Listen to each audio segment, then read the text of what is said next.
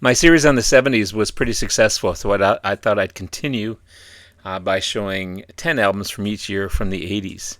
Let's get started.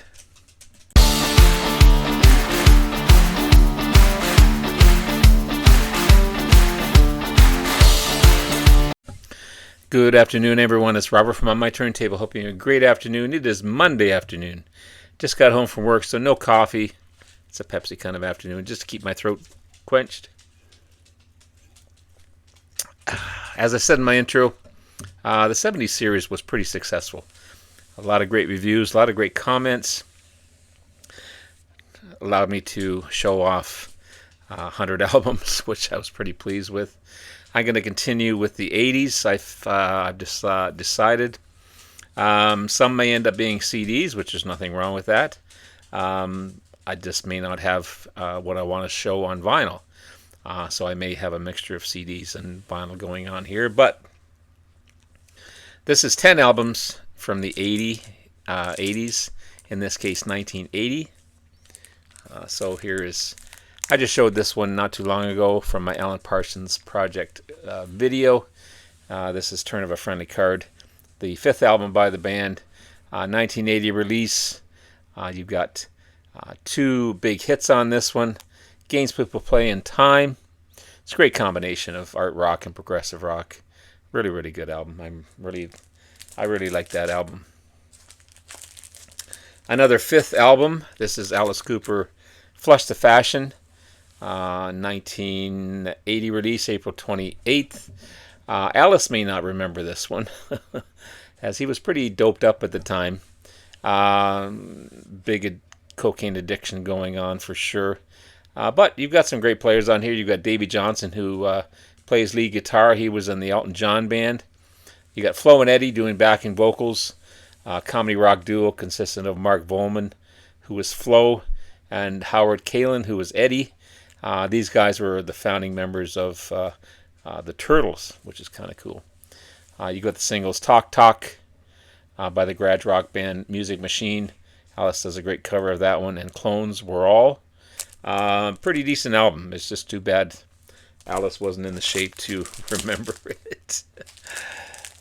This one here, Blue Oyster Cult, Cultosaurus Erectus, the seventh album by the band, 1980 release in June. This was promoted by the Black and Blue tour with Black Sabbath. I remember going to the theaters and watching that movie. I wish I could rewatch it again. I should. I remember it was an amazing, amazing album. Black Blade, the one of the tracks on here. Say that 10 times fast. It's about a fantasy by sci-fi writer Michael Moonrock about a black sword called Stormbringer, wielded by Eldrick of Mellenbrone. I think I'm saying that right. Melnibone, the most favorite character of Moonrock's mythology. So, pretty cool album. I love this cover also. Pretty cool. Pretty successful album. Bob Seager and the Silver Bullet Band. This is Against the Wind. February 25th, 1980 release. Half the tracks feature the Muscle Shoals rhythm section as backing musicians on this one. This thing's a commercial success. Horizontal Bop, You'll Accompany Me, Her Strut, Against the Wind, Betty Lou's Going Out Tonight, Fire Lake is just hit after hit after hit off of this album. It's fantastic. Fantastic stuff. Elvis Costello and the Attractions, Get Happy, another banger of an album. The fourth album by Elvis Costello, and the third with the Attractions, February 15th, 1980 release. Get Happy may be his best album. 20 tracks on here. Lots of punch, lots of muscle, a lot of great hooks. Heart and soul in the lyrics. It's just a fantastic, great, fun album to listen to. Nick Lowe produced this one. You've got New Amsterdam, High Fidelity, I Can't Stand Up for Falling Down, Riot Act. It's just a great album. Great album.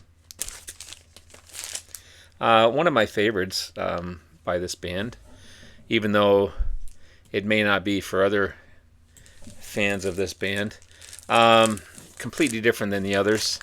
This is Gentle Giant and Civilian, the 11th and final album by Gentle Giant, released in 1980. Not much progressive rock going on in this one, more straight ahead rock. Maybe that's why I like it more, because some of the progressive stuff can be quirky, even though it's really cool, it can be quirky. But I like this one because it's just straight ahead rock and roll. I don't know if they were changing direction. It's unfortunate that this would be their last album. I wish there was more. But you got Convenience, Clean and Easy, All Through the Night, Shadows on the Street, Number One, Underground, I'm a Camera, Inside Out, It's Not Imagination. That's all there is. Fantastic, fantastic stuff by Gentle Giant. This one here is kind of a sleeper of an album, but still pretty darn good. This is Humble Pie On to Victory. This was a brand new lineup for the band. This one came out in 1980, of course. On to Victory, the 9th studio album. This one had Steve Marriott. You got drummer Jerry Shirley, vocalist and guitarist Bobby Tench from the Jeff Beck Group, and Anthony Scooty Jones on bass. Fool for a Pretty Face was a single off of this album. Of course, the main draw on this album is Steve Marriott's amazing soulful vocals, which he was known for. This is a great combination of Fool for a Pretty Face. You've got you Soupy Pratt.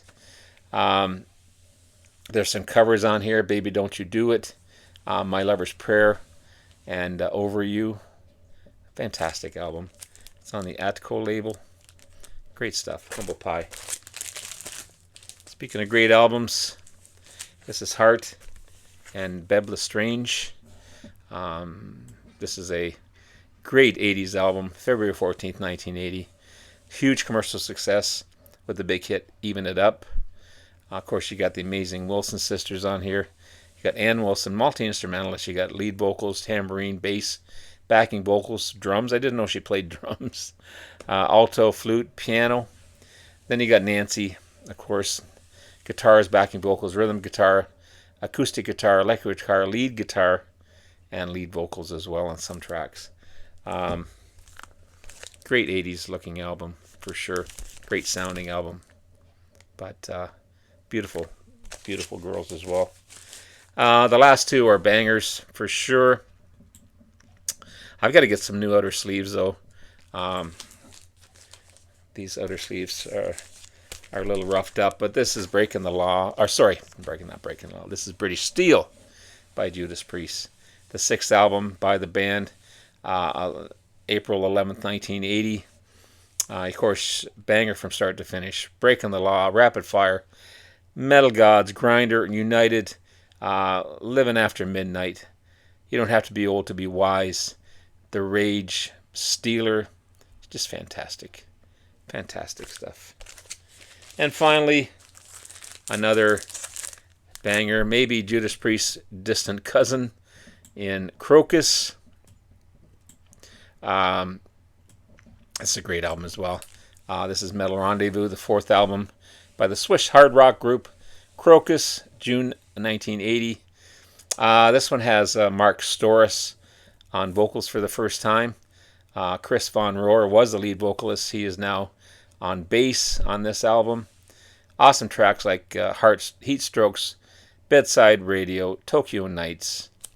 It's just a really good album from start to finish. So there you have it, guys. There's 10 albums from 1980. I'll be back again soon with 1981 and continuing right through till 1989. Have yourself a great rest of the day. Love you all. We'll talk again soon. Bye now.